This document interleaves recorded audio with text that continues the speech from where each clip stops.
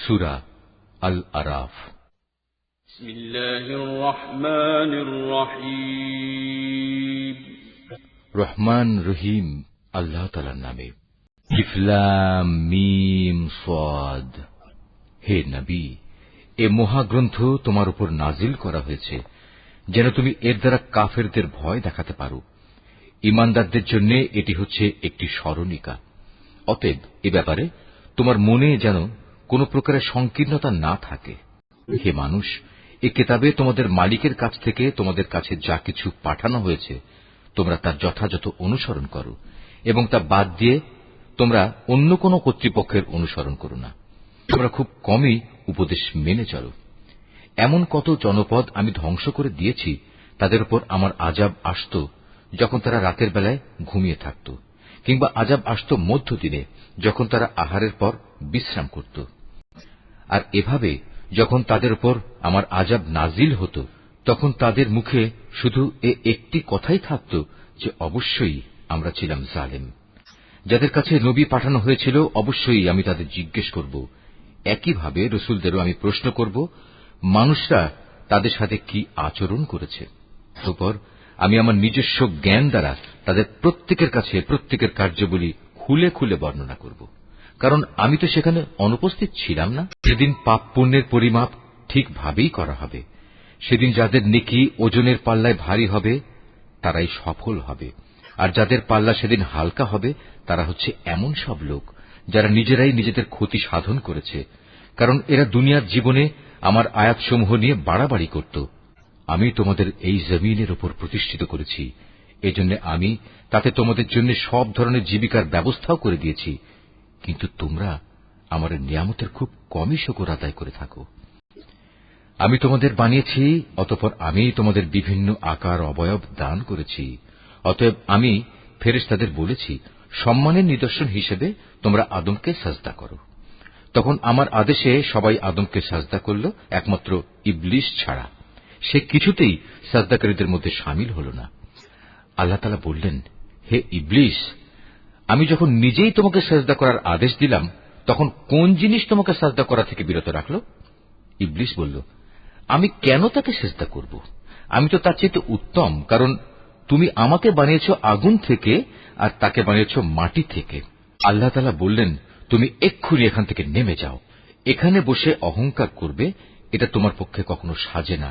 যাও, এখান থেকে বেরিয়ে যাও, কেননা তুমি অপমানিতদেরই একজন। সে বলল, হে আল্লাহ, তুমি আমাকে সেদিন পর্যন্ত শয়তানি করার অবকাশ দাও যেদিন এই আদম সন্তানদের পুনরায় কবর থেকে ওঠানো হবে। আল্লাহ তাআলা বললেন, হ্যাঁ, যাও, যাদের অবকাশ দেওয়া হয়েছে তুমিও তাদের একজন। সে বলল, যেহেতু তুমি এই আদমের জন্যই আমাকে পথভ্রষ্ট করলে, তাই আমিও এদের গুমরাহ করার জন্য অবশ্যই তোমার প্রদর্শিত প্রতিটি সরল পথের বাঁকে বাঁকে ওঁত পেতে বসে থাকব। অতঃপর তাদের পথভ্রষ্ট করার জন্য আমি তাদের কাছে অবশ্যই আসব তাদের সামনের দিক থেকে, তাদের পেছন দিক থেকে, তাদের ডান দিক থেকে, তাদের বাঁ দিক থেকে। ফলে তুমি এদের অধিকাংশ লোককেই তোমার নিয়ামতের প্রতি কৃতজ্ঞতা আদায়কারী হিসেবে দেখতে পাবে না। আল্লাহ তাআলা বললেন, বের হয়ে যাও তুমি এখান থেকে অপমানিত ও বিতাড়িত অবস্থায়। আদম সন্তানের যারাই তোমার অনুসরণ করবে তাদের এবং তোমাদের সবাইকে দিয়ে নিশ্চয়ই আমি জাহান্নাম পূর্ণ করে দেব। আল্লাহ তাআলা আদমকে বললেন, তুমি এবং তোমার সঙ্গিনী জান্নাতে বসবাস করতে থাকো এবং এর যেখান থেকে যা কিছু চাও তা তোমরা খেতে পারো, কিন্তু এ গাছটির কাছেও যেও না, গেলে তোমরা উভয়ই জালেমদের মধ্যে শামিল হয়ে যাবে। অতঃপর শয়তান তাদের দুজনকেই কুমন্ত্রণা দিল যেন সে তাদের নিজেদের লজ্জাস্থানসমূহ যা তাদের পরস্পরের কাছ থেকে গোপন করে রাখা হয়েছিল প্রকাশ করে দিতে পারে। সে তাদের আরো বলল, তোমাদের মালিক তোমাদের এই গাছটির কাছে যাওয়া থেকে তোমাদের যে বারণ করেছেন তার উদ্দেশ্য এছাড়া আর কিছুই নয় যে সেখানে গেলে তোমরা উভয়ই ফেরেশতা হয়ে যাবে, অথবা এর ফলে তোমরা জান্নাতে চিরস্থায়ী হয়ে যাবে। সে তাদের কাছে কসম করে বলল, আমি অবশ্যই তোমাদের উভয়ের জন্য তোমাদের হিতাকাঙ্ক্ষীদের একজন। ভাবে সে এদের দুজনকেই প্রতারণার জালে আটকে ফেলল। অতঃপর এক সময়ে যখন তারা উভয়ই সে গাছ ও তার ফল আস্বাদন করল তখন তাদের লজ্জাস্থানসমূহ তাদের উভয়ের সামনে খুলে গেল। সাথে সাথে তারা জান্নাতের বিভিন্ন লতাপাতা নিজেদের উপর জড়িয়ে নিজেদের গোপন স্থানসমূহ ঢাকতে শুরু করল। তাদের মালিক তখন তাদের ডাক দিয়ে বললেন, আমি কি তোমাদের উভয়কে গাছটির কাছে যাওয়া থেকে নিষেধ করিনি, এবং আমি কি তোমাদের একথা বলে দেইনি যে শয়তান হচ্ছে তোমাদের উভয়ের প্রকাশ্য দুশমন? নিজেদের ভুল বুঝতে পেরে তারা দুজনেই বলে উঠল, হে আমাদের মালিক, আমরা আমাদের নিজেদের উপর জুলুম করেছি। তুমি যদি আমাদের মাফ না করো তাহলে অবশ্যই আমরা চরম ক্ষতিগ্রস্তদের দলে সামিল হয়ে যাব। তারা বললেন, এবার তোমরা সবাই এখান থেকে নেমে যাও। আজ থেকে তোমরা ও শয়তান চিরদিনের জন্য একে অপরের দুশমন। সুনির্দিষ্ট সময় পর্যন্ত পৃথিবীতে থাকার উদ্দেশ্যে তোমাদের জন্য সেখানে বসবাসের জায়গা ও জীবন সামগ্রীর ব্যবস্থা থাকবে। আল্লাহ তাআলা আরও বললেন, তোমরা সেখানেই জীবন যাপন করবে, সেখানেই তোমরা মৃত্যুবরণ করবে, এবং সেখান থেকেই তোমাদের পুনরায় বের করে আনা হবে। হে আদম সন্তানরা, আমি তোমাদের উপর পোশাক সংক্রান্ত বিধান পাঠিয়েছি, যাতে করে এর দ্বারা তোমরা তোমাদের গোপন স্থানসমূহ ঢেকে রাখতে পারো এবং নিজেদের সৌন্দর্যও ফুটিয়ে তুলতে পারো। তবে আসল পোশাক হচ্ছে কিন্তু তাকওয়ার, আল্লাহর ভয় জাগ্রতকারী পোশাক। আর এটা হচ্ছে উত্তম পোশাক, এবং এটা আল্লাহর নিদর্শনসমূহেরও একটি অংশ। এর উদ্দেশ্য হচ্ছে যাতে করে মানুষরা এর থেকে শিক্ষা গ্রহণ করতে পারে। এই আদমের সন্তানরা, শয়তান যেভাবে তোমাদের পিতামাতাকে জান্নাত থেকে বের করে দিয়েছে, তেমনি করে তোমাদেরও সে যেন প্রতারিত করতে না পারে। শয়তান তাদের উভয়ের দেহ থেকে তাদের পোশাক খুলে ফেলেছিল, যাতে করে তাদের উভয়ের গোপন স্থানসমূহ উভয়ের কাছে উন্মুক্ত হয়ে পড়ে। মূলত সে নিজে এবং তার সঙ্গী সাথীরা তোমাদের এমন সব স্থান থেকে দেখতে পায় যেখান থেকে তোমরা তাদের দেখতে পাও না। যারা আমাকে বিশ্বাস করে না তাদের জন্য শয়তানকে আমি অভিভাবক বানিয়ে দিয়েছি। অবস্থা হচ্ছে, তারা যখন কোনো অশ্লীল আচরণ করে তখন তারা বলে, আমরা আমাদের পূর্বপুরুষদেরও এর উপর পেয়েছি, স্বয়ং আল্লাহ তাআলাই আমাদের এর নির্দেশ দিয়েছেন। হে নবী, তুমি বলো, আল্লাহ তাআলা কখনো অশ্লীল কিছুর হুকুম দেন না। তোমরা কি আল্লাহ তাআলা সম্পর্কে এমন কিছু বলছো যার ব্যাপারে তোমরা কিছুই জানো না? তুমি আরো বলো, আমার মালিক তো শুধু ন্যায় ইনসাফের আদেশ দিচ্ছেন। তার আদেশ হচ্ছে প্রতিটি ইবাদতেই তোমরা তোমাদের লক্ষ্য স্থির রাখবে, তাকেই তোমরা ডাকো, জীবন বিধান একান্তভাবে তার জন্যই খালেস করে। যেভাবে তিনি তোমাদের প্রথম সৃষ্টি করেছেন সেভাবেই তোমাদের আবার সৃষ্টি করা হবে। অতঃপর একদল লোককে তিনি সঠিক পথ দেখিয়েছেন, আর দ্বিতীয় দলটির উপর গুমরাহি ও বিদ্রোহ ভালোভাবেই চেপে বসেছে। এরাই পরবর্তী পর্যায়ে আল্লাহ তাআলাকে বাদ দিয়ে শয়তানদের নিজেদের অভিভাবক বানিয়ে নিয়েছে। এ সত্ত্বেও তারা নিজেদের সঠিক পথের উপর মনে করে। সন্তানরা, তোমরা প্রতিটি ইবাদতের সময়ই তোমাদের সৌন্দর্যমণ্ডিত পোশাক গ্রহণ করো, তোমরা খাও এবং পান করো, তবে কোনো অবস্থাতেই অপচয় করো না, কেননা আল্লাহ তাআলা অপচয়কারীদের কখনো পছন্দ করেন না। হে নবী, তুমি বলো, আল্লাহ তাআলার দয়া, সৌন্দর্যমণ্ডিত পোশাক এবং পাক পবিত্র জিনিস খাবার খাওয়া তোমাদের জন্য কে হারাম করেছে? এগুলো তো আল্লাহ তাআলা স্বয়ং নিজেই তার বান্দাদের জন্য বের করে এনেছেন। তুমি বলো, এগুলো হচ্ছে সাধারণত পার্থিব পাওনা, কিন্তু কিয়ামতের দিন বিশেষভাবে এগুলো ঈমানদারদের জন্য নির্দিষ্ট থাকবে। এভাবেই আমি জ্ঞানী সমাজের জন্য আমার আয়াতসমূহ খুলে খুলে বর্ণনা করি। তুমি এদের বলো, হ্যাঁ, আমার মালিক যা কিছু হারাম করেছেন তা হচ্ছে যাবতীয় প্রকাশ্য ও অপ্রকাশ্য অশ্লীল কাজ এবং গুনাহ ও অন্যায়ভাবে বাড়াবাড়ি করা। তিনি আরো হারাম করেছেন আল্লাহর সাথে অন্য কাউকে শরীক করা, যার ব্যাপারে তিনি কখনো কোনো সনদ নাজিল করেননি, এবং আল্লাহ তাআলা সম্পর্কে তোমাদের এমন সব বাজে কথা বলা যার ব্যাপারে তোমাদের কোনোই জ্ঞান নেই। প্রত্যেক জাতির জন্যই তার উত্থান পতনের একটি সুনির্দিষ্ট মেয়াদ রয়েছে। যখন তাদের সে মেয়াদ আসবে তখন তারা এক দণ্ড বিলম্বও করবে না, তেমনি তারা এক মুহূর্ত এগিয়েও আসবে না। হে আদম সন্তানরা, শুরুতেই আমি তোমাদের বলেছিলাম, যখনই তোমাদের কাছে তোমাদের মধ্যে থেকে এমন কোন রাসূল আসবে যারা তোমাদের কাছে আমার আয়াত পড়ে শোনাবে, তখন যারা সে অনুযায়ী আমাকে ভয় করবে এবং নিজেদের সংশোধন করে নেবে তাদের কোনোই ভয় থাকবে না, তারা কখনো দুশ্চিন্তাগ্রস্তও হবে না। আর যারা আমার আয়াতসমূহকে মিথ্যা প্রতিপন্ন করবে এবং বড়াই করে এ সত্য থেকে মুখ ফিরিয়ে নেবে, তারাই হবে জাহান্নামের অধিবাসী। সেখানে তারা চিরদিন অবস্থান করবে। যে ব্যক্তি আল্লাহ তাআলা সম্পর্কে মিথ্যা রচনা করে কিংবা তার আয়াতকে মিথ্যা সাব্যস্ত করে, তার চাইতে বড় জালেম আর কে? এরা হচ্ছে সেসব ব্যক্তি যারা কেতাবে বর্ণিত দুর্ভোগের তাদের নিজেদের অংশ পেতে থাকবে। এমনি ভাবে তাদের মৃত্যুর সময় তাদের কাছে আমার ফেরেশতারা যখন এসে হাজির হবে, তখন ফেরেশতারা বলবে, বলো তারা এখন কোথায় যাদের তোমরা আল্লাহ তাআলার বদলে ডাকতে? তারা বলবে, আজ তারা আমাদের ছেড়ে সরে গেছে। তারা সেদিন সবাই নিজেদের বিরুদ্ধে সাক্ষ্য দিবে, তারা সত্যি কাফের ছিল। বলবেন, তোমাদের আগে যেসব মানুষের দল, জিনের দল গত হয়ে গেছে, তাদের সাথে তোমরাও আজ সবাই জাহান্নামের আগুনে ঢুকে পড়ো। এমনি করে যখন এক একটি জনগোষ্ঠী জাহান্নামে দাখিল হতে থাকবে, তখন তারা তাদের আদর্শগত ভাই বোনদের উপর লানত দিতে থাকবে। এভাবে লানত দিতে দিতে যখন সবাই সেখানে গিয়ে একত্র হবে, তখন তাদের শেষের দলটি পূর্ববর্তী দলের ব্যাপারে বলবে, হে আমাদের মালিক, এরাই হচ্ছে সেসব লোক যারা আমাদের গোমরা করেছিল, তুমি এদের জাহান্নামের শাস্তি দ্বিগুণ করে দাও। আল্লাহ তাআলা বলবেন, আজ তোমাদের প্রত্যেককেই দ্বিগুণ শাস্তি দেওয়া হবে, কিন্তু তোমরা তো অনুধাবনই করতে না। অবশ্যই যারা আমার আয়াতসমূহকে অস্বীকার করেছে এবং দম্ভ ভরে তা থেকে মুখ ফিরিয়ে নিয়েছে, তাদের জন্য কখনো রহমত ভরা আসমানের দুয়ার খুলে দেয়া হবে না, যতক্ষণ পর্যন্ত একটি সূচের ছিদ্র পথ দিয়ে একটি উট প্রবেশ করতে না পারবে, ততক্ষণ পর্যন্ত এরা জান্নাতে প্রবেশ করতে পারবে না। আমি এভাবেই অপরাধীদের প্রতিফল দিয়ে থাকি। কিন্তু তাদের জন্য নিচের বিছানাও হবে জাহান্নামের, আবার জাহান্নামই হবে তাদের উপরের আচ্ছাদন। এভাবেই জালেমদের আমি প্রতিফল দিয়ে থাকি। ওদিকে যারা আমার উপর ঈমান এনেছে এবং নেক আমল করেছে, আমি তাদের কারো ওপর তাদের সাধ্যের বাইরে দায়িত্বভার অর্পণ করি না। এই নেক লোকেরাই হচ্ছে জান্নাতের অধিবাসী, তারা সেখানে চিরদিন থাকবে। তাদের মনের ভেতর পরস্পরের বিরুদ্ধে যে ঘৃণা বিদ্বেষ লুকিয়েছিল, তা আমি সেদিন বের করে ফেলে দেব। তাদের জন্য নির্দিষ্ট জান্নাতের পাদদেশ দিয়ে ঝর্ণাধারা প্রবাহিত হবে। এসব দেখে তারা বলবে, সমস্ত প্রশংসা আল্লাহ তাআলার জন্য, যিনি আমাদের এ পুরস্কারের স্থানটি দেখিয়েছেন। আল্লাহ তাআলা আমাদের হেদায়েতের পথ না দেখালে আমরা নিজেরা কিছুতেই হেদায়েত পেতাম না। আমাদের মালিকের রসুলরা এক নির্ভুল বিধান নিয়ে এসেছিল।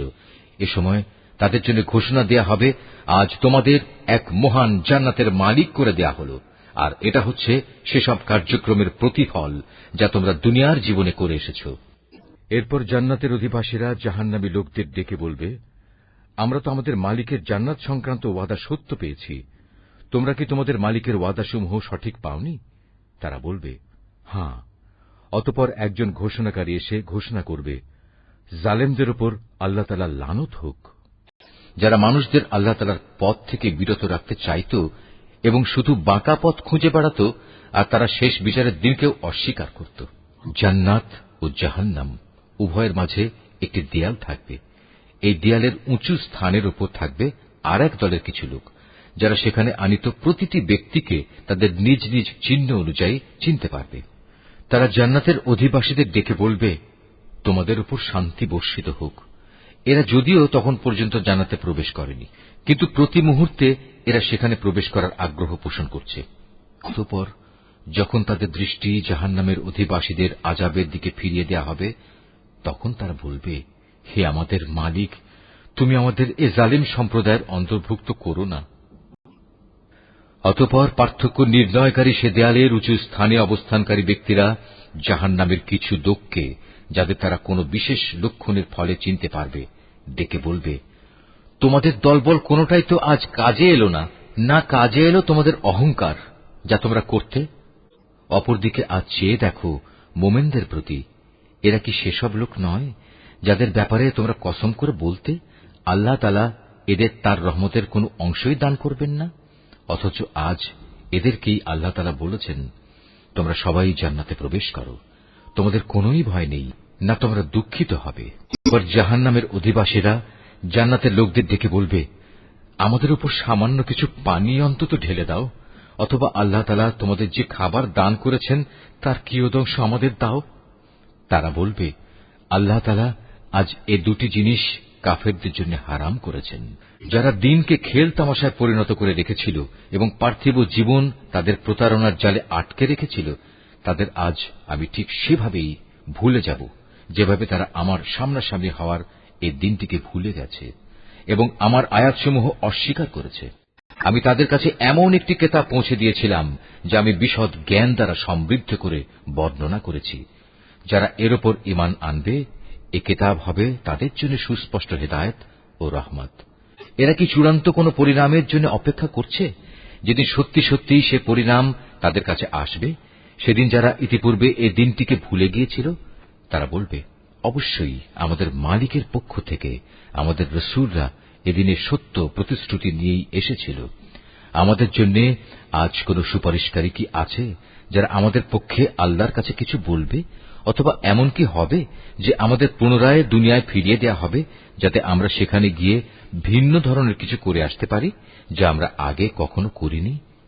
মূলত এরাই হচ্ছে সেসব লোক যারা নিজেরা নিজেদের ক্ষতি সাধন করেছে এবং দুনিয়ায় তারা যা কিছু মিথ্যা রচনা করত তাও তাদের কাছ থেকে আজ হারিয়ে গেছে। অবশ্যই তোমাদের মালিক আল্লাহ তাআলা, যিনি 6 দিনে আসমান সমূহ ও জমিন সৃষ্টি করেছেন, অতঃপর তিনি আরশের উপর অধিষ্ঠিত হন। তিনি রাতের আবরণকে দিনের উপর ছেয়ে দেন যেন তা একে অন্যকে দ্রুত গতিতে অনুসরণ করে। তিনি সৃষ্টি করেছেন সূরজ, চাঁদ ও তারাসমূহ। মূলত এর সব কটিকেই আল্লাহ তাআলার বিধানের অধীনে করে রাখা হয়েছে। জেনে রেখো, সৃষ্টি যেহেতু তাঁর, সুতরাং এর উপর ক্ষমতাও চলবে একমাত্র তাঁর। সৃষ্টিকুলের মালিক আল্লাহ তাআলা অত্যন্ত দয়ালু ও বরকতময়। অতএব তোমরা একান্ত বিনয়ের সাথে ও চুপিসারে শুধু তোমাদের মালিক আল্লাহ তাআলাকেই ডাকো। অবশ্যই তিনি তাঁর রাজত্বে যারা বাড়াবাড়ি করে তাদের পছন্দ করেন না। আল্লাহর জমিনে একবার তাঁর শান্তি স্থাপনের পর তাতে তোমরা বিপর্যয় সৃষ্টি করো না। তোমরা ভয় ও আশা নিয়ে একমাত্র আল্লাহ তাআলাকেই ডাকো। অবশ্যই আল্লাহর রহমত নেক লোকদের অতি নিকটে রয়েছে। তিনি মহান আল্লাহ, যিনি বাতাসকে বৃষ্টি ও রহমতের আগাম সুসংবাদবাহী হিসেবে জনপদের দিকে পাঠান। শেষ পর্যন্ত যখন সে বাতাস পানির ভারী মেঘমালা বহন করে চলতে থাকে, তখন আমি তাকে একটি মৃত জনপদের দিকে পাঠিয়ে দিই। অতঃপর সে মেঘ থেকেই আমি পানি বৃষ্টি বর্ষণ করি। অতঃপর তা দিয়ে জমিন থেকে আমি সব ধরনের ফলমূল বের করে আনি। এভাবে আমি মৃতকেও জীবন থেকে বের করে আনব। সম্ভবত এ থেকে তোমরা কিছু শিক্ষা গ্রহণ করতে পারবে। উৎকৃষ্ট জমিন, তা থেকে তার মালিকের আদেশে উৎকৃষ্ট ফসলে উৎপন্ন হয়। আর যে জমিন বিনষ্ট হয়ে গেছে তা কঠোর পরিশ্রম ব্যতীত কিছুই উৎপন্ন করে না। এভাবেই আমি আমার নিদর্শনসমূহ স্পষ্ট করে বর্ণনা করি এমন এক জাতির জন্য যারা আমার নিয়ামতের কৃতজ্ঞতা জ্ঞাপন করে। আমি নূহকে তার জাতির কাছে পাঠিয়েছি। অতঃপর সে তাদের বলল, হে আমার জাতির লোকেরা, তোমরা আল্লাহ তাআলার দাসত্ব কবুল করো। তিনি ছাড়া তোমাদের আর কোন মাবুদ নেই। আমি তোমাদের উপর এক কঠিন দিনের আযাবের আশঙ্কা করছি। তার জাতির নেতারা বলল, হে নূহ, আমরা দেখতে পাচ্ছি তুমি এক সুস্পষ্ট গুমরাহিতে নিমজ্জিত রয়েছ। সে বলল, হে আমার সম্প্রদায়ের লোকেরা, আমার মধ্যে কোনই গুমরাহি নেই। আমি তো হচ্ছি সৃষ্টিকুলের মালিক আল্লাহর পক্ষ থেকে আসা একজন রাসূল।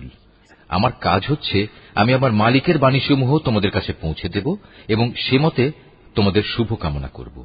আখিরাত সম্পর্কে আমি আল্লাহ তাআলার কাছ থেকে এমন কিছু কথা জানি যা তোমরা জানো না। তোমরা কি এতে আশ্চর্যান্বিত হচ্ছ যে তোমাদের উপর তোমাদেরই মতো একজন মানুষের মাধ্যমে আল্লাহ তাআলার বাণী এসেছে, যাতে করে সে তোমাদের আযাব সম্পর্কে সতর্ক করে দিতে পারে? ফলে তোমরা সময় থাকতে সাবধান হবে এবং আশা করা যায় এতে করে তোমাদের উপর দয়া করা হবে। তারপর তারা তাকে মিথ্যা প্রতিপন্ন করল। আমি তাকে এবং তার সাথে যারা নৌকায় আরোহণ করেছিল তাদের সবাইকে আযাব থেকে উদ্ধার করেছি। আর যারা আমার আযাবসমূহকে মিথ্যা বলেছে তাদের আমি পানিতে ডুবিয়ে দিয়েছি। এরা ছিল গোঁড়া অন্ধ। আমি আদ জাতির কাছে পাঠিয়েছিলাম তাদেরই এক ভাই হুদকে। সে তাদের বলল, হে আমার জাতি, তোমরা এক আল্লাহ তাআলার দাসত্ব স্বীকার করো। তিনি ছাড়া তোমাদের দ্বিতীয় কোনো ইলাহ নেই। তোমরা কি তাকে ভয় করবে না? তার জাতির সর্দাররা যারা তাকে অস্বীকার করেছে তারা বলল, আমরা তো দেখছি তুমি নির্বুদ্ধিতায় লিপ্ত আছো এবং আমরা মনে করি তুমি মিথ্যাবাদীদেরই একজন।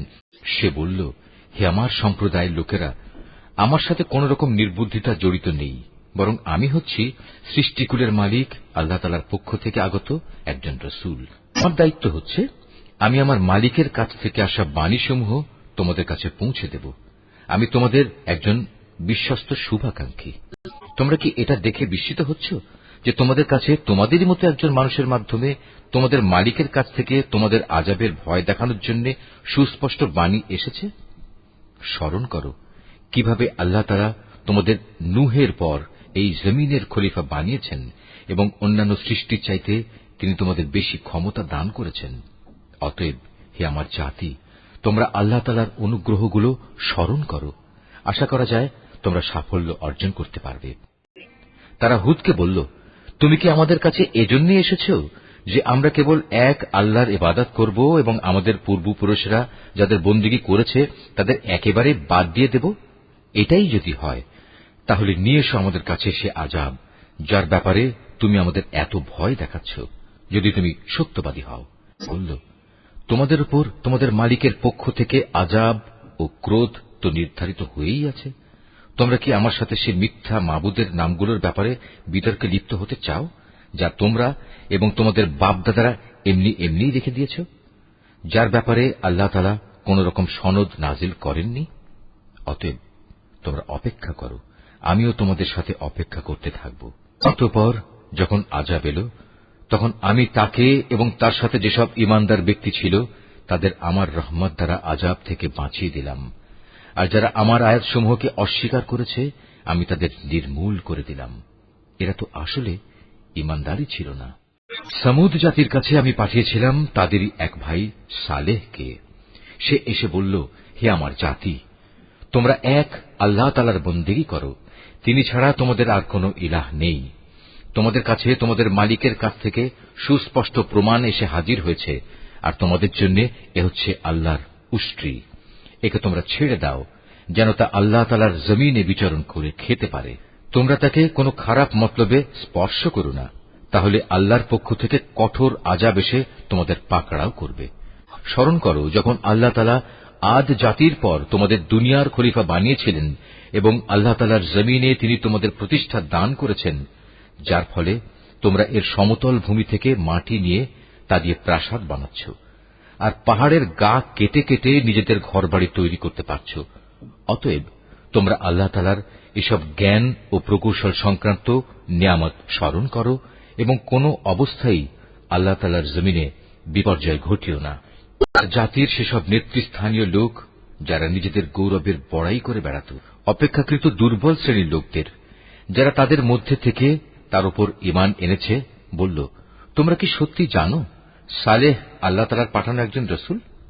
তারা বলল, হ্যাঁ, তার উপর যে বাণী পাঠানো হয়েছে আমরা তা বিশ্বাস করি। অতঃপর সে অহংকারী লোকেরা বলল, তোমরা যা কিছুতে বিশ্বাস করো আমরা তা অস্বীকার করি। অতএব তারা উষ্ট্রীটিকে মেরে ফেলল এবং এর দ্বারা তারা তাদের মালিকের নির্দেশের স্পষ্ট বিরোধিতা করল এবং তারা বলল, হে সালেহ, আমরা তো উষ্ট্রীটিকে মেরে ফেললাম, যদি তুমি সত্যিই রাসূল হয়ে থাকো তাহলে সে আযাব নিয়ে এসো যার ওয়াদা তুমি আমাদের দিচ্ছ। অতঃপর এক প্রলয়ঙ্কারী ভূমিকম্প তাদের গ্রাস করে ফেলল, ফলে তারা নিজেদের ঘরেই মুখ থুবড়ে পড়ে রইল। অতঃপর সে তাদের কাছ থেকে অন্যদিকে চলে গেল এবং সে নিজের জাতিকে বলল, আমি আমার মালিকের সতর্ক বাণী তোমাদের কাছে পৌঁছে দিয়েছিলাম এবং তোমাদের জন্য কল্যাণও কামনা করেছিলাম, কিন্তু তোমরা তো কোনো কল্যাণকামীদের পছন্দই করো না। লূতকেও পাঠিয়েছিলাম যখন সে তার জাতিকে বলেছিল, তোমরা এমন এক অশ্লীলতার কাজ করছো যা তোমাদের আগে সৃষ্টিকুলের আর কেউ কখনো করেনি। তোমরা যৌন তৃপ্তির জন্য নারীদের বাদ দিয়ে পুরুষদের কাছে যাও। আসলে তোমরা হচ্ছ এক সীমা লঙ্ঘনকারী জাতি। তার জাতির কাছে তখন একথা বলা ছাড়া আর কোনো জবাবই ছিল না যে সবাই মিলে তাদের তোমাদের জনপদ থেকে বের করে দাও, কেননা এরা হচ্ছে কতিপয় পাক পবিত্র মানুষ। অতঃপর যখন আমার আযাব এল, তখন আমি তাকে এবং তার পরিবার পরিজনকে উদ্ধার করলাম, তার স্ত্রীকে ছাড়া। সে আযাবে কবলিত হয়ে পেছনের লোকদের মধ্যে শামিল থেকে গেল। আমি তাদের উপর প্রচন্ড আযাবের বৃষ্টি বর্ষণ করতে থাকলাম। সুতরাং তুমি ভালো করে চেয়ে দেখো অপরাধী ব্যক্তিদের পরিণাম সেদিন কি ভয়াবহ হয়েছিল। আর মদিয়ানবাসীদের কাছে আমি পাঠিয়েছিলাম তাদেরই এক ভাই শোয়েবকে। সে তাদের বলল, হে আমার জাতি, তোমরা এক আল্লাহ তাআলার বন্দেগী করো, তিনি ছাড়া তোমাদের আর কোনো ইলাহ নেই। তোমাদের কাছে তোমাদের মালিকের পক্ষ থেকে সুস্পষ্ট নিদর্শন এসে গেছে, অতএব তোমরা সে মোতাবেক ঠিক ঠিক মতো পরিমাপ ও ও ওজন করবে। মানুষদের দেওয়ার সময় কখনো কম দিয়ে তাদের ক্ষতিগ্রস্ত করো না। আল্লাহ তাআলার এ জমিনে শান্তি ও সংস্কার স্থাপিত হওয়ার পর তাতে তোমরা পুনরায় বিপর্যয় সৃষ্টি করো না। তোমরা যদি আল্লাহ তাআলার উপর ঈমান আনো তাহলে এটাই তোমাদের জন্য কল্যাণকর। প্রতিটি রাস্তায় তোমরা এজন্য বসে থেকো না যে তোমরা লোকদের ভীত সন্ত্রস্ত করবে, এবং যারা ঈমান এনেছে তাদের তোমরা আল্লাহ তাআলার পথ থেকে বিরত রাখবে, আর সব সময় অহেতুক দোষ ত্রুটি খুঁজতে থাকবে। স্মরণ করে দেখো, যখন তোমরা সংখ্যায় ছিলে নিতান্ত কম, অতঃপর আল্লাহ তোমাদের সংখ্যা বাড়িয়ে দিলেন। অতএব তোমরা পুনরায় চেয়ে দেখো বিপর্যয় সৃষ্টিকারীদের পরিণাম কি হয়েছিল। আমাকে যে বাণী দিয়ে পাঠানো হয়েছে তার উপর কোন একটি জনগোষ্ঠী যদি ঈমান আনে আর একটি দল যদি তার উপর আদৌ ঈমান না আনে, তাহলে আল্লাহর কি ক্ষতি হবে? অতঃপর তোমরা ধৈর্য ধারণ করো যতক্ষণ না আল্লাহ তাআলা নিজেই আমাদের মাঝে একটা ফয়সালা করে দেন। তিনিই হচ্ছেন উত্তম ফয়সালাকারী। তার সম্প্রদায়ের কিছু নেতৃস্থানীয় লোক যারা বড়াই অহংকার করছিল বলল, হে শুআয়ব, আমরা অবশ্যই তোমাকে এবং তোমার সাথে যারা ঈমান এনেছে তাদের আমাদের জনপদ থেকে বের করে দেব, অথবা তোমাদের আমাদের জাতিতে ফিরে আসতে হবে।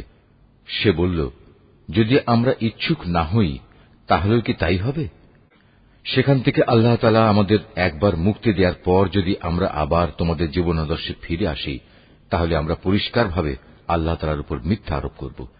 আমাদের পক্ষে এটা কখনো সম্ভব নয় যে আমরা সেখানে ফিরে আসব। হ্যাঁ, আমাদের মালিক যদি আমাদের ব্যাপারে অন্য কিছু চান তাহলে এটা ভিন্ন কথা। অবশ্যই আমাদের মালিকের জ্ঞান সবকিছুর উপর ছেয়ে আছে। আমরা একান্তভাবে আল্লাহ তাআলার উপর নির্ভর করি এবং আমরা বলি, হে আমাদের মালিক, আমাদের এবং আমাদের জাতির মাঝে তুমি সঠিক একটা ফয়সালা করে দাও, কারণ তুমি হচ্ছ সর্বোত্তম ফয়সালাকারী। তার জাতির নেতৃস্থানীয় লোক যারা আল্লাহ তাআলার নবীকে অস্বীকার করেছে, তারা সে জাতির সাধারণ মানুষদের বলল, তোমরা যদি শুআয়বের অনুসরণ করো তাহলে তোমরা খুবই ক্ষতিগ্রস্ত হবে। নবীর কথা অমান্য করার কারণে একটা প্রচন্ড ভূকম্পন এসে তাদের নির্মমভাবে আঘাত করল, আর দেখতে দেখতে তারা সবাই তাদের নিজ নিজ ঘরেই মুখ থুবড়ে পড়ে থাকল। যারা শুআয়বকে অমান্য করল তারা এমনভাবে ধ্বংস হয়ে গেল, মনে হয়েছে এখানে কোনদিন কেউ বসবাসই করেনি। বস্তুত তারাই সেদিন ক্ষতিগ্রস্ত হয়েছে যারা শুআয়বকে অস্বীকার করেছে। এরপর সে শুআয়ব তাদের কাছ থেকে চলে গেল। যাবার সময় সে বলল, হে আমার জাতি, আমি তোমাদের কাছে আমার মালিকের বাণীসমূহ পৌঁছে দিয়েছিলাম এবং আমি আন্তরিকভাবেই তোমাদের কল্যাণ কামনা করেছিলাম। আমি কেন এমন সব মানুষের জন্য আফসোস করব যারা আল্লাহকেই অস্বীকার করে? আমি কোন জনপদে কোন নবী পাঠিয়েছি, অথচ সেই জনপদে মানুষদের অভাব ও কষ্ট দিয়ে আক্রান্ত করিনি, এমনটি কখনো হয়নি। আশা করা গিয়েছিল এর ফলে তারা আল্লাহ তাআলার কাছে বিনয়াবনত হবে। অতঃপর আমি তাদের দুঃখ কষ্টের জায়গাকে সচ্ছল অবস্থার দ্বারা বদলে দিয়েছি। এমনকি যখন তারা আমার নিয়ামত দ্বারা প্রাচুর্য লাভ করল, তখন তারা আমাকেই ভুলে বসল এবং বলল, সচ্ছলতা ও অসচ্ছলতা তো আমাদের পূর্বপুরুষদের উপর এসেছে। অতঃপর আমি তাদের এমন আকস্মিকভাবে পাকড়াও করলাম যে তারা টেরও পেল না। অথচ যদি সেই জনপদের মানুষগুলো আল্লাহ তাআলার উপর ঈমান আনত এবং আল্লাহ তাআলাকে ভয় করত, তাহলে আমি তাদের উপর আসমান জমিনের যাবতীয় বরকতের দুয়ার খুলে দিতাম। কিন্তু তা না করে তারা আমার নবীকেই মিথ্যা প্রতিপন্ন করল। সুতরাং তাদের কর্মকাণ্ডের জন্য আমি তাদের ভীষণভাবে পাকড়াও করলাম। এ লোকালয়ের মানুষগুলো কি এতই নির্ভয় হয়ে গেছে, তারা মনে করে নিয়েছে আমার আযাব নিঝুম রাতে তাদের কাছে আসবে না, যখন তারা গভীর ঘুমে বিভোর হয়ে থাকবে? অথবা তারা কি নির্ভয় হয়ে ধরে নিয়েছে যে আমার আযাব তাদের উপর মধ্যদিনে এসে পড়বে না, যখন তারা খেল তামাশায় মত্ত থাকবে?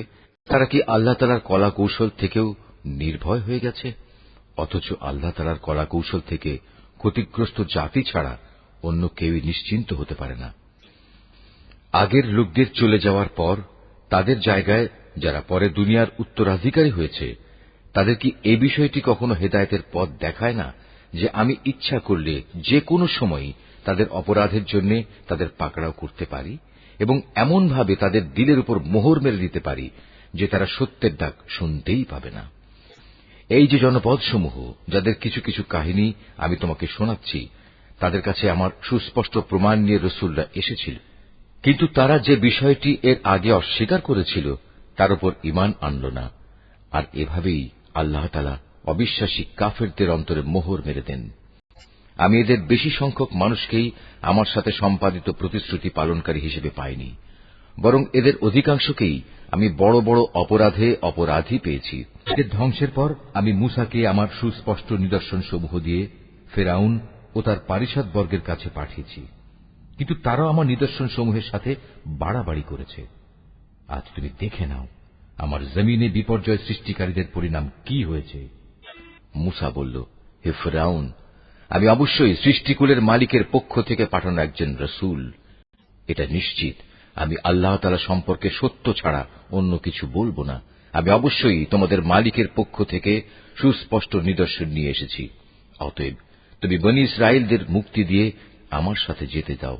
ফেরাউন বলল, তুমি যদি সত্যিই তেমন কোন নিদর্শন এনে থাকো এবং তুমি যদি তোমার দাবিতে সত্যবাদী হও, তাহলে তা সামনে নিয়ে এসো। অতঃপর সে তার হাতের লাঠিটি মাটিতে নিক্ষেপ করল, সাথে সাথেই তার প্রকাশ্য একটি অজগরে পরিণত হয়ে গেল। অতঃপর সে বুগল থেকে তার হাত বের করল, সাথে সাথে তা উৎসাহী দর্শকদের জন্য চমকাতে লাগল। দেখে ফেরাউনের জাতির প্রধান ব্যক্তিরা বলল, এ তো দেখছি আসলেই একজন সুদক্ষ জাদুকর। আসলে এ ব্যক্তি তোমাদের সবাইকে তোমাদের নিজেদের দেশ থেকেই বের করে দিতে চায়। এ পরিস্থিতিতে তোমরা কি করবে ভাবছ? অতঃপর তারা ফেরাউনকে বলল, আপাতত তাকে এবং তার ভাইকে কিছুদিনের জন্য এমনি থাকতে দাও, এবং এ সুযোগে তোমরা শহরে বন্দরে সরকারি সংগ্রাহক পাঠিয়ে দাও, যেন তারা দেশের সকল দক্ষ জাদুকরদের অবিলম্বে তোমার কাছে এনে হাজির করে।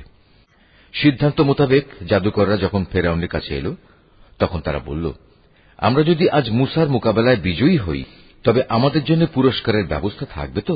সে বলল, হ্যাঁ, তা তো অবশ্যই, এবং তোমরাই হবে দরবারের ঘনিষ্ঠতম ব্যক্তিদের অন্যতম। এবার জাদুকররা বলল, হে মূসা, জাদুর বান তুমি আগে নিক্ষেপ করবে না আমরা আগে তা নিক্ষেপ করব? সে বলল, তোমরাই বরং আগে নিক্ষেপ করো। অতঃপর তারা তাদের জাদুর বান নিক্ষেপ করে মানুষদের দৃষ্টি শক্তির ওপর জাদু করে ফেলল। এতে করে তারা মানুষদের ভীত আতঙ্কিত করে তুলল। তারা সেদিন সত্যি সত্যিই বড় জাদুমন্ত্র নিয়ে হাজির হয়েছিল। পর আমি মূসার কাছে ওহী পাঠালাম এবং তাকে বললাম, এবার তুমি জমিনে তোমার লাঠিটি নিক্ষেপ করো। নিক্ষিপ্ত হবার সাথে সাথেই তা জাদুকরদের অলিক বানোয়াটগুলোকে গ্রাস করে ফেলল। অতঃপর সত্য প্রতিষ্ঠিত হয়ে গেল, আর তারা যা কিছু বানিয়ে এনেছিল তা মিথ্যা প্রতিপন্ন হল। সেখানে তারা সবাই পরাভূত হল এবং তারা লাঞ্ছিত হয়ে ফিরে গেল। অতঃপর সত্যের সামনে জাদুকরদের অবনত করে দেয়া হল। তারা সবাই সমস্বরে বলে উঠল, আমরা সৃষ্টিকুলের মালিকের উপর ঈমান আনলাম, তিনি মূসা ও হারুনের মালিক। ঘটনার এই আকস্মিক মোড় পরিবর্তন দেখে ফেরাউন বলল, এ কি, আমি তোমাদের কোন রকম অনুমতি দেওয়ার আগেই তোমরা তার উপর ঈমান আনলে? আসলে আমি বুঝতে পারলাম এ ছিল তোমাদের নিশ্চিত একটা ষড়যন্ত্র। এ নগরে বসেই তোমরা তা পাকিয়েছ, যাতে করে তার অধিবাসীদের তোমরা সেখান থেকে বের করে দিতে পারো। অচিরেই তোমরা এই বিদ্রোহের পরিণাম জানতে পারবে। আমি তোমাদের একদিকের হাত ও অন্যদিকের পাগুলো কেটে ফেলব, এরপর আমি তোমাদের সবাইকে শুলে চড়াবো। তারা বলল, আমরা তো একদিন আমাদের মালিকের কাছে ফিরে যাবই, তাই আমরা তোমার শাস্তির পরোয়া করি না। তুমি আমাদের কাছ থেকে এ কারণেই এই প্রতিশোধ নিচ্ছ যে আমাদের মালিকের নিদর্শন সমূহ যা তাঁর কাছ থেকে আমাদের কাছে এসে পৌঁছেছে, আমরা তার উপর ঈমান এনেছি। আমরা আল্লাহ তাআলার কাছে প্রার্থনা করি, হে আমাদের মালিক, তুমি আমাদের ধৈর্য ধারণ করার ক্ষমতা দাও এবং তোমার অনুগত বান্দা হিসেবে তুমি আমাদের মৃত্যু দিও। জাতির সর্দাররা তাকে বলল, তুমি কি মূসা ও তার দলবলকে এই জমিনে বিপর্যয় সৃষ্টি করার জন্য এমনিই ছেড়ে দিয়ে রাখবে এবং তারা তোমাকে ও তোমার দেবতাদের এভাবে বর্জন করেই চলবে? সে বলল, না, তা কখনো হবে না। আমি অচিরেই তাদের ছেলেদের হত্যা করে ফেলব এবং তাদের মেয়েদের আমি জীবিত রাখব। নিঃসন্দেহে আমি তাদের উপর বিপুল ক্ষমতায় ক্ষমতাবান। মূসা এবার তার জাতিকে বলল, তোমরা আল্লাহর কাছে সাহায্য চাও এবং ধৈর্য ধারণ করো। মনে রেখো, অবশ্যই এ জমিন হচ্ছে আল্লাহ তাআলার। তিনি নিজ বান্দাদের মাঝে যাকে চান তাকেই এ জমিনের ক্ষমতা দান করেন। চূড়ান্ত সাফল্য তাদের জন্যই যারা আল্লাহ তাআলাকে ভয় করে। তারা মূসাকে বলল, তুমি আমাদের কাছে নবী হয়ে আসার আগেও আমরা নির্যাতিত হয়েছিলাম, আর এখন তুমি আমাদের কাছে আসার পরও আমরা একইভাবে নির্যাতিত হচ্ছি। এর কি কোনো শেষ হবে না? মূসা বলল, হ্যাঁ, হবে। খুব তাড়াতাড়ি সম্ভবত তোমাদের মালিক তোমাদের শত্রুকে ধ্বংস করে দেবেন এবং এই দুনিয়ায় তিনি তোমাদের তার স্থলাভিষিক্ত করবেন। অতঃপর আল্লাহ তাআলা দেখবেন তোমরা কি করো। ক্রমাগত বেশ কয়েক বছর ধরে আমি ফেরাউনের লোকজনদের দুর্ভিক্ষ ও ফসলের স্বল্পতা দিয়ে আক্রান্ত করে রেখেছিলাম। সম্ভবত তারা কিছুটা হলেও বুঝতে পারবে। যখন তাদের উপর ভালো সময় আসত, তখন তারা বলতো, এ তো ছিল আমাদের নিজেদেরই পাওনা। আবার যখন দুঃসময় তাদের পেয়ে বসত, তখন নিজেদের দুর্ভাগ্যের ভার তারা মূসা এবং তার সঙ্গী সাথীদের ওপরই আরোপ করত। হ্যাঁ, তাদের দুর্ভাগ্যের যাবতীয় বিষয় তো আল্লাহ তাআলার হাতেই রয়েছে, কিন্তু তাদের অধিকাংশ লোকই এ সম্পর্কে অবহিত নয়। তারা মূসাকে আরো বলল, আমাদের উপর জাদুর প্রভাব বিস্তার করার জন্য তুমি যত নিদর্শনই নিয়ে আসো না কেন, আমরা কখনো তোমার উপর ঈমান আনব না। এ ধৃষ্টতার জন্য অতঃপর আমি তাদের উপর ঝড় তুফান দিলাম, পঙ্গপাল পাঠালাম, উকুন ছড়ালাম, ব্যাঙ ছেড়ে দিলাম ও রক্তপাতজনিত বিপর্যয় নাজিল করলাম। এর সব কয়টি তাদের কাছে এসেছিল আমার এক একটা সুস্পষ্ট নিদর্শন হিসেবে, কিন্তু এ সত্ত্বেও তারা অহংকার বড়াই করতেই থাকল। আসলেই তারা ছিল একটি অপরাধী জাতি। যখনই তাদের উপর কোনো বিপর্যয় আসত, তখন তারা বলতো, হে মূসা, তোমার প্রতি প্রদত্ত তোমার মালিকের প্রতিশ্রুতি মতো তুমি আমাদের জন্য তোমার মালিকের কাছে দোয়া করো। যদি এবারের মতো আমাদের উপর থেকে এ বিপদ দূর করে দাও, তাহলে অবশ্যই আমরা তোমার উপর ঈমান আনব এবং বনী ইসরায়েলদেরও তোমার সাথে যেতে দেব। অতঃপর যখনই তাদের উপর থেকে একটি নির্দিষ্ট সময়ের জন্য, যে সময়টুকু সেজন্য নির্ধারিত ছিল, সে বালা মুসিবত আমি অপসারণ করে নিতাম, তখন সাথে সাথেই তারা ওয়াদা ভঙ্গ করে ফেলত। অতঃপর আমি তাদের কাছ থেকে প্রতিশোধ নিলাম, তাদের আমি অতল সাগরে ডুবিয়ে দিলাম, কেননা তারা আমার নিদর্শন সমূহকে মিথ্যা প্রতিপন্ন করেছিল এবং আমার এ শাস্তি থেকে তারা উদাসীন হয়ে গিয়েছিল। এবার আমি তাদের সত্যি সত্যি ক্ষমতার আসনে বসিয়ে দিলাম। এতদিন যাদের দুর্বল করে রাখা হয়েছিল, তাদের আমি এ রাজ্যের পূর্ব পশ্চিম সহ সব কয়টি প্রান্তের অধিকারী বানিয়ে দিলাম, যাতে আমি আমার প্রভূত কল্যাণ ছড়িয়ে দিয়েছি। এভাবেই বনী ইসরায়েলের উপর প্রদত্ত তোমার মালিকের প্রতিশ্রুতির সেই কল্যাণ বাণী সত্যে পরিণত হল, কেননা তারা ধৈর্য ধারণ করেছিল। ফেরাউন ও তার জাতির যাবতীয় শিল্পকর্ম ও উঁচু প্রাসাদ যা তারা নির্মাণ করেছিল, আমি সবকিছুই ধ্বংস করে দিলাম। ফেরাউনকে ডুবিয়ে দিয়ে আমি বনী ইসরায়েলদের সমুদ্র পার করে দিয়েছি। অতঃপর সমুদ্রের এপারে তারা এমন একটি জাতির কাছে এসে পৌঁছল, যারা সব সময় তাদের মূর্তিকে পূজা দেওয়ার জন্য বসে থাকত।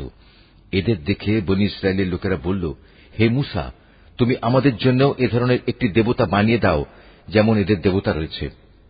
একথা শুনে সে তাদের বলল, তোমরা হচ্ছ আসলেই এক মূর্খ জাতি। এ লোকেরা যেসব কাজে লিপ্ত রয়েছে তা একদিন ধ্বংস করে দেয়া হবে এবং এরা যা করছে তাও সম্পূর্ণ বাতিল বলে গণ্য হবে। আরো বলল, আমি কি তোমাদের জন্য আল্লাহ তাআলাকে বাদ দিয়ে অন্য একজন মাবুদ তালাশ করতে যাব? অথচ এই আল্লাহ তাআলাই তোমাদের দুনিয়ার সবকিছুর উপর শ্রেষ্ঠত্ব প্রদান করেছেন। তাছাড়া তোমাদের সে সময়ের কথা স্মরণ করা উচিত, যখন আমি তোমাদের ফেরাউনের লোকজনদের কাছ থেকে মুক্ত করেছিলাম। তারা তোমাদের মর্মান্তিক শাস্তি দিত, তারা তোমাদের পুত্র সন্তানদের হত্যা করত, আর তোমাদের মেয়েদের তারা জীবিত ছেড়ে দিত। এতে তোমাদের জন্য তোমাদের পরওয়ারদিগারের পক্ষ থেকে এক মহা পরীক্ষা নিহিত ছিল। কাছে ডাকার জন্য আমি 30টি রাত নির্ধারণ করে দিয়েছিলাম, পরে তাতে আরো 10 মিলিয়ে তাকে পূর্ণ করেছি। এভাবেই তার জন্য তার মালিকের নির্ধারিত সময় 40 রাতের মেয়াদ পূর্ণ হয়ে গেল। যাত্রার প্রাক্কালে মূসা তার ভাই হারুনকে বলল, আমার অবর্তমানে আমার লোকদের মাঝে তুমি আমার প্রতিনিধিত্ব করবে, তাদের প্রয়োজনীয় সংশোধনও করবে, কখনো বিশৃঙ্খলা সৃষ্টিকারীদের কথা মতো চলবে না। যখন মূসা আমার সাক্ষাতের জন্য নির্ধারিত স্থানে এসে পৌঁছল এবং তার মালিক তার সাথে কথা বললেন, তখন সে বলল, হে আমার মালিক, আমাকে তোমার কুদরত দেখাও, আমি তোমাকে দেখব। তিনি বললেন, না, তুমি কখনো আমাকে দেখতে পাবে না। তুমি বরং অনতি দূরের পাহাড়টির দিকে তাকিয়ে দেখো, যদি আমার নূর দেখার পর পাহাড়টি স্বস্থানে স্থির হয়ে দাঁড়িয়ে থাকতে পারে, তাহলে তুমি অবশ্যই সেখানে আমায় দেখতে পাবে। অতঃপর যখন তার মালিক পাহাড়ের উপর স্বীয় জ্যোতি নিক্ষেপ করলেন, তখন তা পাহাড়কে চূর্ণ বিচূর্ণ করে দিল।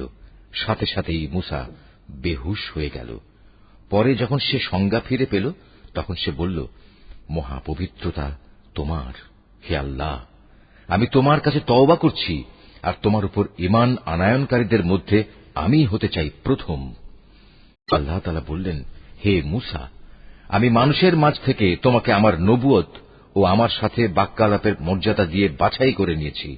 অতএব আমি তোমাকে হেদায়েতের যা কিছু বাণী দিয়েছি তা নিষ্ঠার সাথে গ্রহণ করো, এবং এজন্য তুমি আমার কৃতজ্ঞতা আদায় করো। এই ফলকের মধ্যে আমি তার জন্য সর্ববিষয়ের উপদেশমালা ও সবকিছুর বিস্তারিত বিবরণ লিখে দিলাম। অতএব একে শক্ত করে আঁকড়ে ধরো, এবং তোমার জাতির লোকদের বলো, তারা যেন এর উৎকৃষ্ট অংশ গ্রহণ করে। অচিরেই আমি তোমাদের সেসব ধ্বংসপ্রাপ্ত বিদ্রোহীদের আস্তানা দেখাব। অচিরেই আমি সেসব মানুষদের দৃষ্টি আমার এসব নিদর্শন থেকে ভিন্ন দিকে ফিরিয়ে দেব, যারা পৃথিবীতে অন্যায়ভাবে বাহাদুরি করে বেড়ায়। আসলে এ লোকেরা যদি অতীত ধ্বংসাবশেষের সব কয়টি চিহ্ন দেখতে পায়, তবু তারা তার উপর ঈমান আনবে না। যদি তারা সঠিক পথ দেখতেও পায়, তবু তারা পথকে পথ বলে গ্রহণ করবে না। যদি এর কোথাও কোনো বাঁকা পথ তারা দেখতে পায়, তাহলে তাকেই অনুসরণযোগ্য পথ হিসেবে গ্রহণ করবে।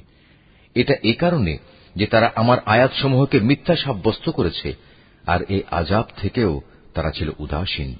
যারা আমার আয়াতসমূহ ও পরকালে আমার সামনাসামনি হওয়ার বিষয়কে অস্বীকার করবে, তাদের সব কার্যকলাপই বিনষ্ট হয়ে যাবে, আর তারা এই দুনিয়ায় যা কিছু করবে তাদের তেমনি প্রতিফল দেয়া হবে। মূসার জাতির লোকেরা তার তুর পর্বতে গমনের পর নিজেদের অলংকার দিয়ে একটি গোবাছুর বানিয়ে দিল। তা ছিল জীবনবিহীন একটি দেহ, যার আওয়াজ ছিল শুধু গরুর হাম্বা-রব।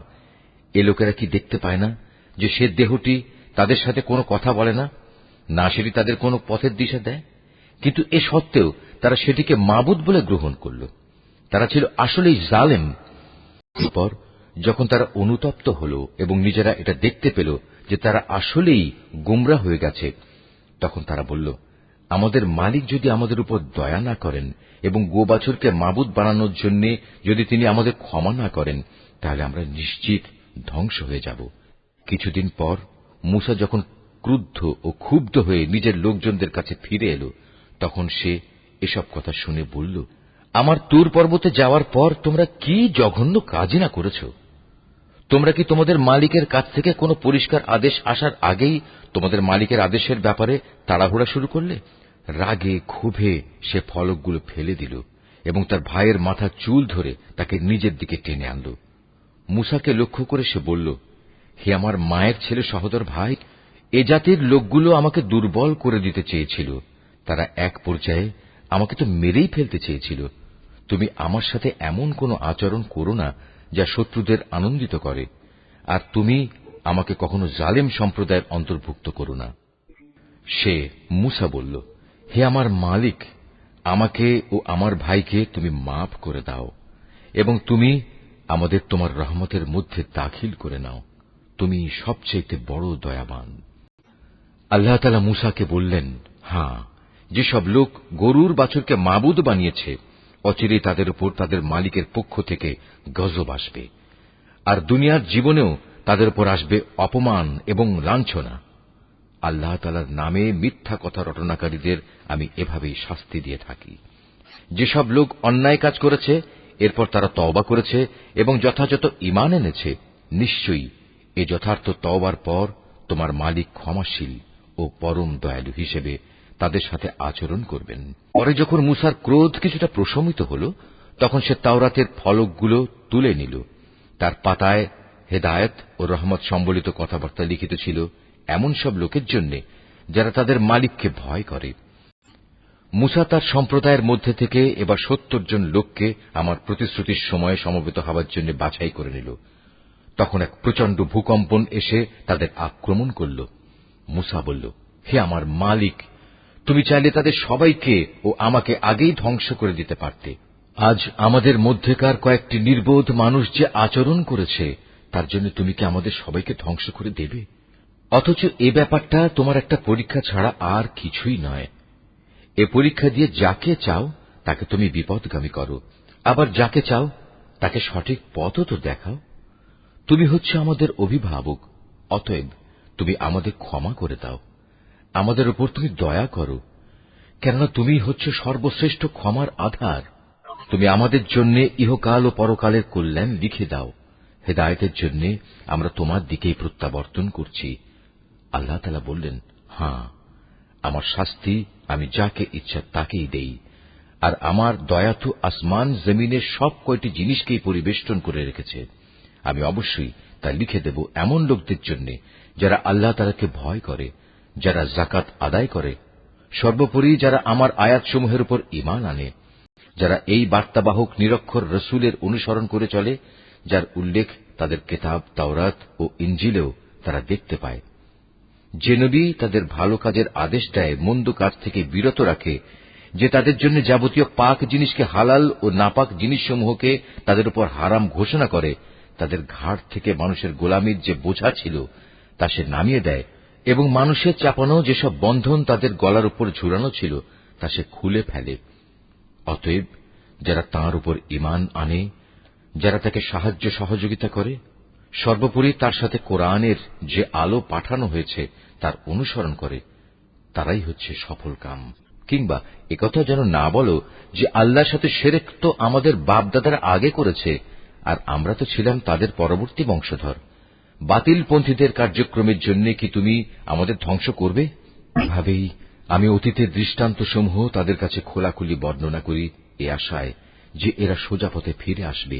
মুহাম্মদ, তুমি তাদের কাছে এমন একটি মানুষের কাহিনী পড়ে শোনাও যার কাছে আমি নবীর মাধ্যমে আমার আয়াতসমূহ নাযিল করেছিলাম, কিন্তু সে পরে আমার আয়াত থেকে বিচ্যুত হয়ে পড়ে।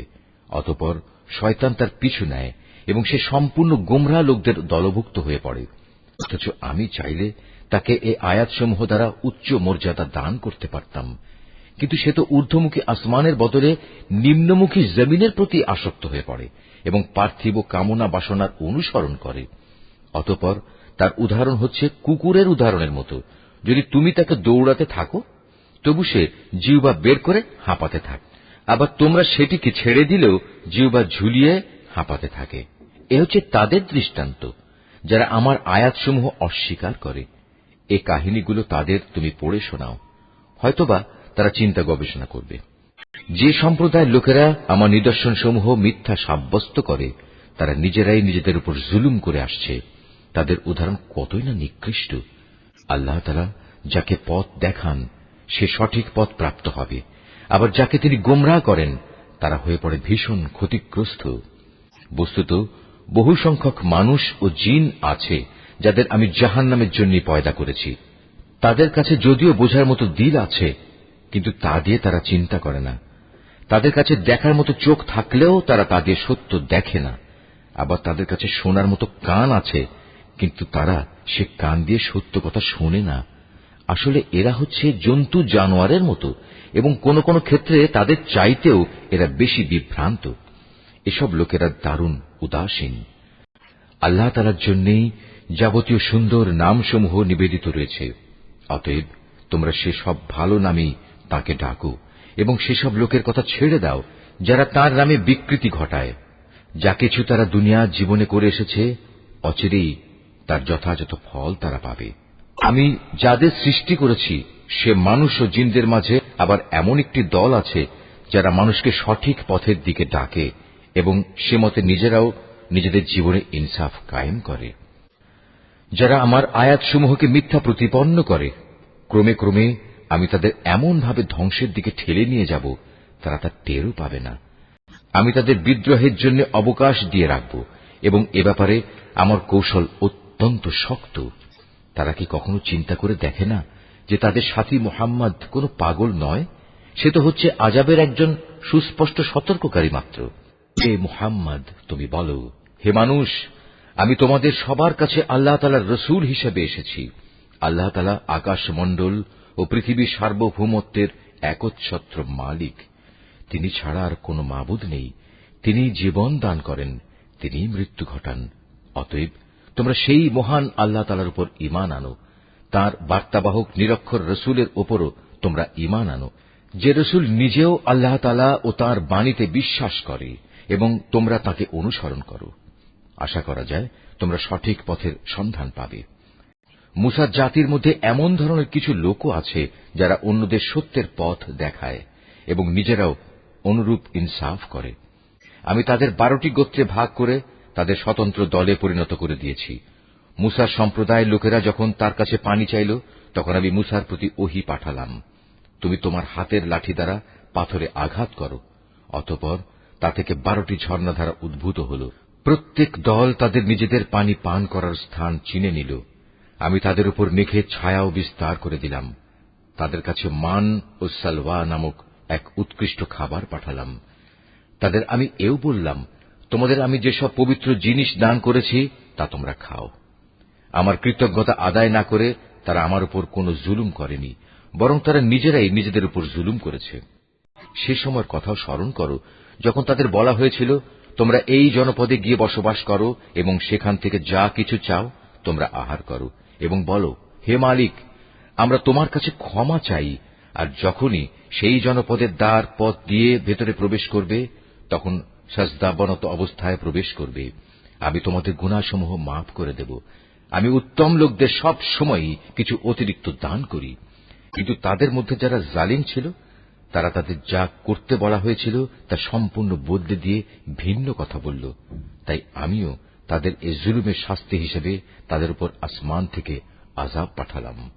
তাদের কাছ থেকে সেই জনপদের কথা জিজ্ঞেস করো যা ছিল সাগরের পাড়ে অবস্থিত, যখন সেখানকার মানুষরা শনিবারে আল্লাহ তাআলার বেঁধে দেয়া সীমা লঙ্ঘন করত। আসলে শনিবারেই সাগরের মাছগুলো তাদের কাছে উঁচু হয়ে পানির উপরিভাগে ভেসে আসত এবং শনিবার ছাড়া অন্য কোনো দিন তা আসত না। বস্তুত তাদের অবাধ্যতার কারণেই আমি তাদের অনুরূপ পরীক্ষা নিচ্ছিলাম।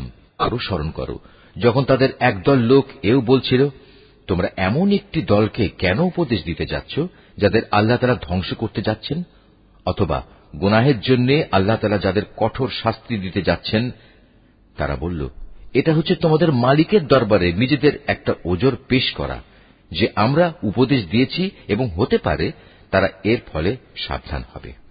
অতঃপর যা তাদের বারবার স্মরণ করানো হচ্ছিল তা তারা সম্পূর্ণ ভুলে গেল। তখন আমি সে দল থেকে এমন লোকদের উদ্ধার করলাম যারা নিজেরা গুনাহের কাজ থেকে বেঁচে থাকত, আর কঠিন শাস্তি দিয়ে পাকড়াও করলাম তাদের যারা জুলুম করেছে। তাদের নিজেদের গুনার জন্য আমি তাদের আযাব দিয়েছিলাম।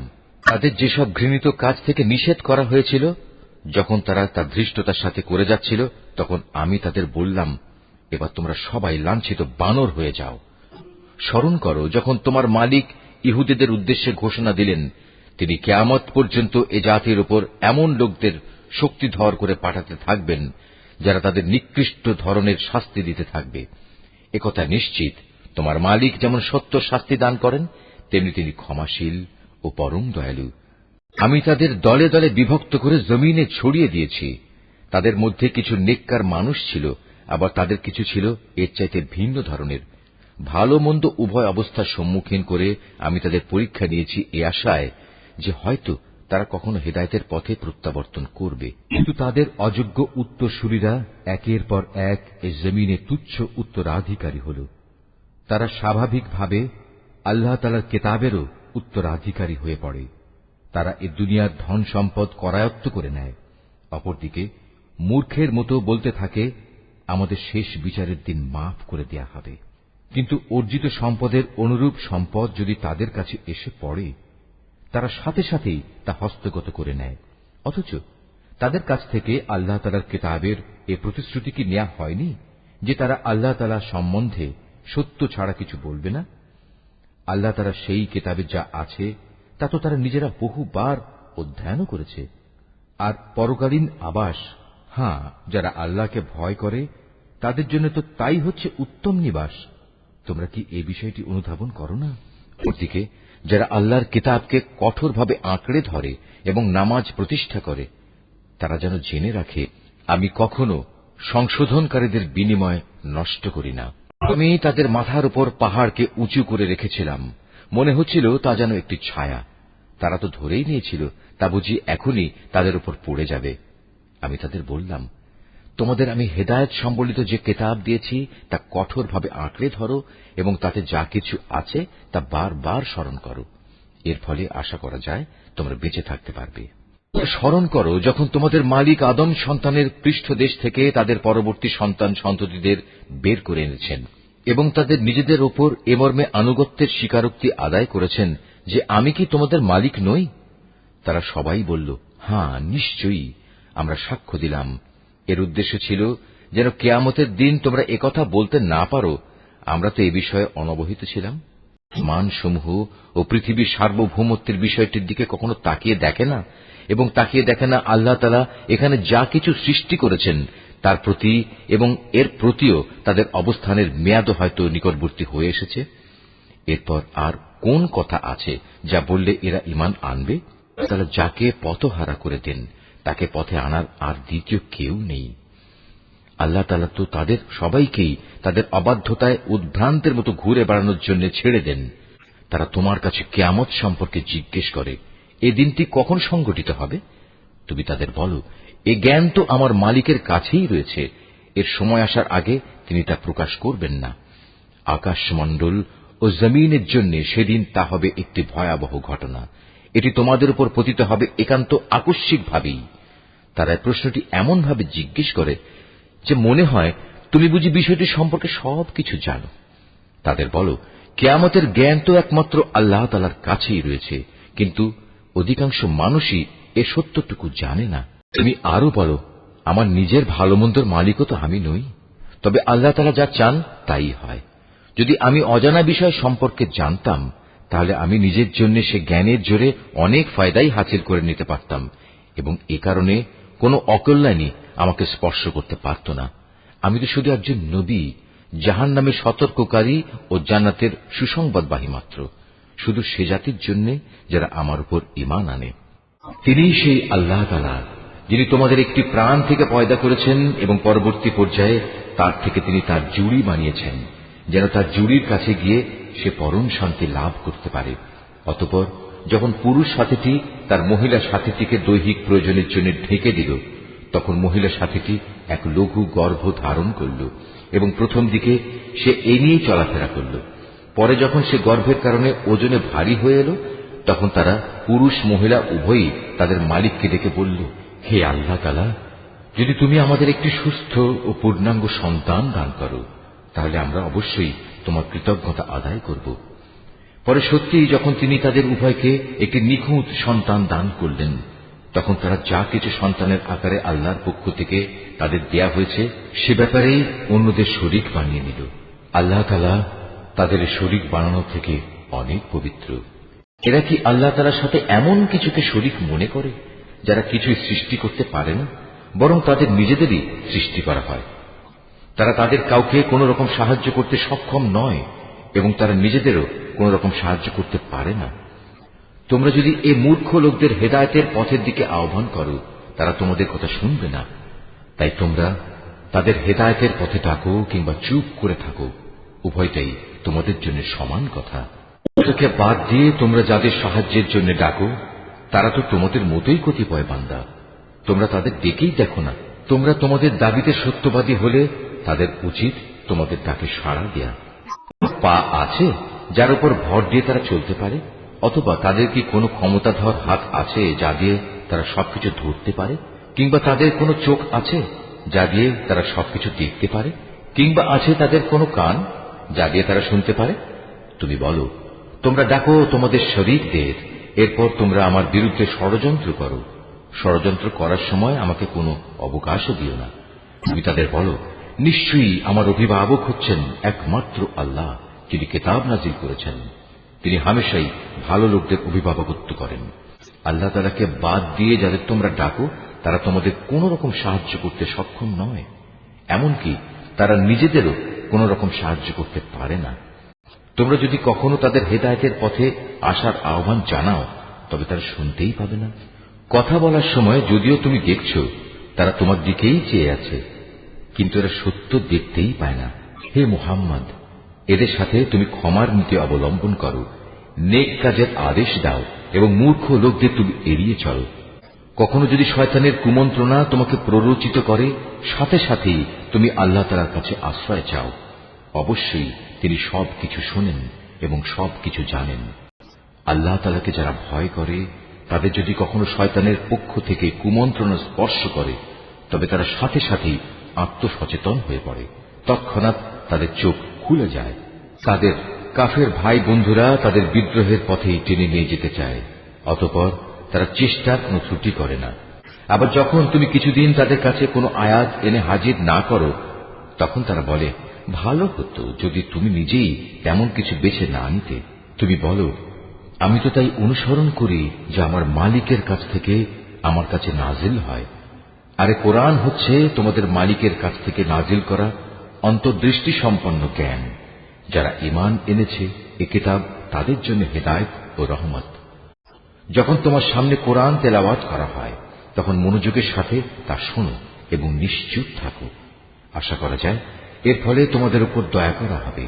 হে নবী, তোমার মালিককে স্মরণ করো মনে মনে, সকাল সন্ধ্যায় সবিনয়ে এবং সশঙ্ক চিত্তে। অনুচ্চ স্বরের কথাবার্তা দিয়েও তাকে তুমি স্মরণ করো, কখনো তার স্মরণ থেকে গাফেল হয়েও না। এই আয়াতটি যিনি তেলাওয়াত করবেন এবং যিনি এই আয়াতটির তেলাওয়াত শুনবেন, তাদের সবাইকে এখানে একটি সাজদা আদায় করতে হবে। এটা ওয়াজিব।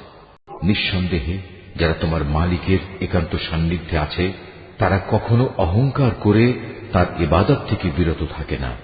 তারা তাঁর তাসবিহ করে এবং তার সামনে সাজদা করে।